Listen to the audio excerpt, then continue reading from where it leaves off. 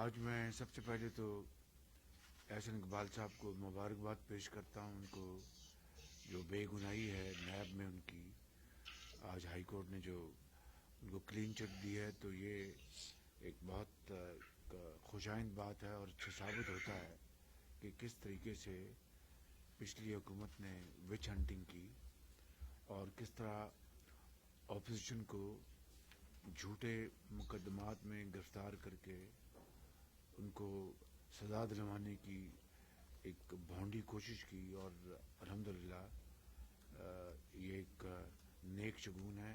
میں احسن اقبال صاحب اور سب ساتھیوں کو مبارکباد پیش کرتا ہوں. اب آتے ہیں آج کے ریویو کی طرف. تو آج ہم نے میٹنگ کی ورلڈ بینک کے صدر کے ساتھ، آئی ایم ایف کے مینیجنگ ڈائریکٹر کے ساتھ. آج صبح ہماری میٹنگز ہوئیں اور بڑی تفصیل کے ساتھ پاکستان کے جو سیلاب کی صورتحال ہے ان کو بتائی گئی، اور انہوں نے اس کو پوری طرح اپریشیٹ کیا، اظہار افسوس کیا، اور پوری یقین دہانی کرائی کہ ہم پاکستان کو اس مشکل وقت میں جو بھی ممکن ہے ہم مدد کریں گے. میں نے ان کو اپنے ساتھیوں کے ساتھ بتایا کہ کس طرح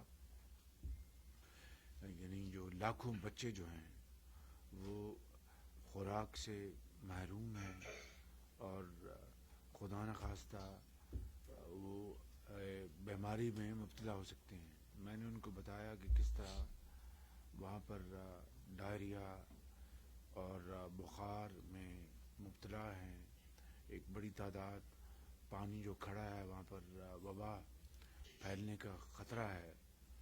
اور ان کو بتایا کہ ہمیں جو آئی ایم ایف کا جو پروگرام ہے ہم اس کی پوری طرح پاسداری کریں گے، لیکن اس وقت معاشی صورتحال کے ساتھ جو سیلاب کی جو تباہ کاری ہے اس کے نتیجے میں اب صرف پاکستان کے عوام اپنے وسائل سے یہ جو چیلنجز ہیں ان کا مقابلہ کرنے سے قاصر ہیں.